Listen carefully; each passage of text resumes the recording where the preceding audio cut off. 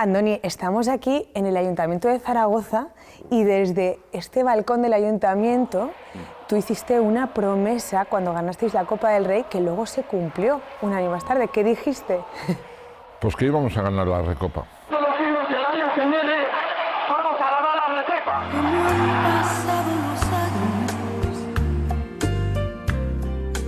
cómo cambiaron las cosas. Y aquí... Si hablas con Cedrún, pregúntale lo que le dijeron después, pero Andoni... Claro, qué embarcada nos has hecho. Joder. Y nosotros a Andoni no lo dejábamos hablar, le dejamos hablar lo justo, porque si no Andoni ya sabes que nos podía meter siempre en un lío y bueno. Cuando salimos del balcón tuve una paliza con mis compañeros que me dijeron, joder, nos has metido en un embolado. Claro, que has en un prometido. embolado. Dije, nah, qué ostras, oye, que aquí tenemos aquí a la Pilarica a la derecha, que esa nos va a llevar a la final y Hombre, lo ganamos. Y lo ganasteis, pero además es que veníais de 4 años antes, os estabais jugando bajar a segunda división. Sí.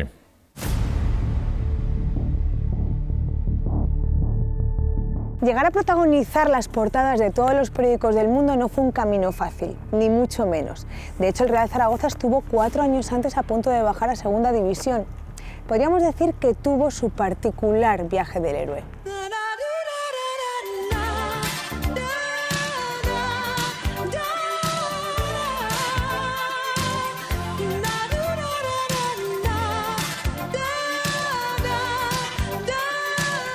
Xavi, ¿qué tal? ¿Qué ¿Cómo tal? estás? ¿Cómo estás?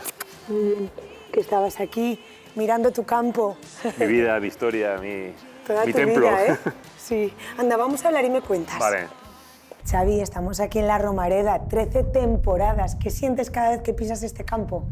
Bueno, pues se pone la piel de gallina. Realmente se conjuga una serie de sentimientos desde buenos hasta malos, porque no todo ha sido bonito, ¿no?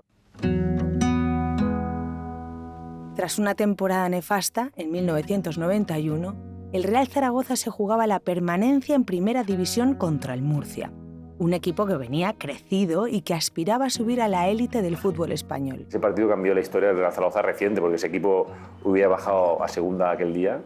¿Y qué pasó? Que en Murcia sufrimos lo indecible, que bueno, ahí Andoni paró no sé cuánto, la Virgen del Pilar mandó al larguero 2 o 3 balones, bueno, el Murcia nos pudo meter 2 o 3 goles. Estábamos concentrados en el hotel de al lado, el Hotel Romareda, y me acuerdo que estaba con Salva en la habitación y digo, hostia, es el partido de nuestras vidas, porque aquí no podemos fallar. Aquí entramos como futbolistas de primera y puedes salir como futbolista de segunda. Y si hubieras bajado, esa generación se pierde. Claro. Porque el 60% de esa alineación contra el Murcia año 91 es el 60% de la alineación de la Recopa. O sea, Claro. 6 jugadores de aquel equipo estaban en Pardeza, Higuera, Poyet, Belsué, San Juan, yo. Recuerdo que yo venía de no jugar muy allá, un año complicado, la afición conmigo, y me recuerdo que ese partido jugué un partidazo y siempre lo tendré en la memoria. El primer partido, disputado en tierras murcianas, terminó con un empate a 0. Quedaba todo por jugarse aquí, en la Romareda. Mira que hemos visto partidos importantes en la Romareda, ¿no? Pero recuerdo a la gente, cuando dicen que es el jugador número 12, qué verdad, ¿no? Qué cierto es eso. El ambientazo que había, la ilusión, y es la primera vez que vi el campo de la Romareda lleno. Decían que había 50.000 personas en el campo, 5.000 sin entrada.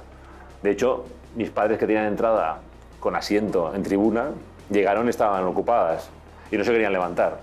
Tuvieron en los pasillos que sentarse en los pasillos. ¡Ostras! Seguida metimos 2 goles, ya nos tranquilizamos, la Romareda era una cosa tremenda ver la cantidad de gente que había y volcada, y cuando acaba el partido es como, bueno, ya está. Yo creo que fue un punto de inflexión, yo creo que de alguna manera esa experiencia, tanto traumática por decirlo así, marcó un antes y un después en lo que iba a ser el futuro del club, ¿no? El equipo, ahí sí que se mantienen más o menos los mismos jugadores. Se adquiere un jugador que para mí daba mucho equilibrio, que era Darío Franco, por ejemplo el Chucho Solana, que un jugador que luego va a aportar muchísimas cosas, con sobrio, siempre en su sitio.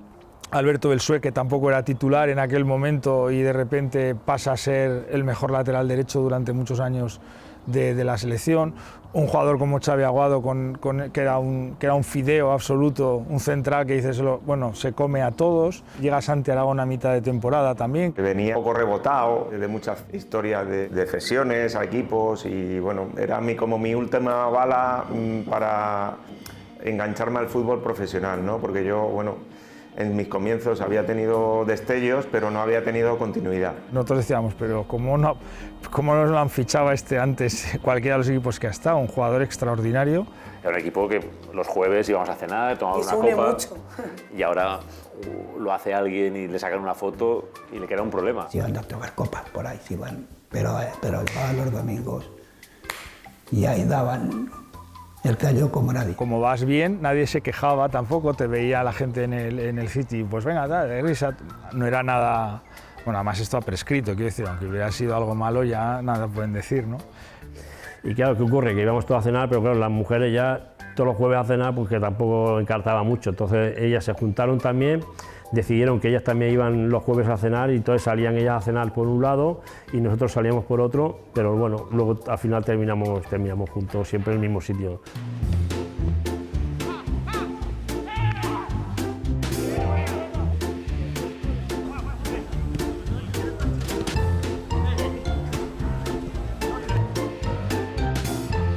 Los entrenamientos eran intensos, eran maravillosos. Yo estaba deseando levantarme por la mañana, desayunar y ir a entrenar, porque era increíble jugar con jugadores de tanto nivel. Qué bonitos recuerdos. ¿Eras feliz en esa época? Muy feliz, muy feliz. Era la mejor etapa de mi vida en todos los sentidos, en la personal y en la profesional. ¿Cómo llegas tú al Zaragoza? Yo llego al Zaragoza por Víctor Muñoz. Yo fui compañero de Víctor Muñoz en el Barça.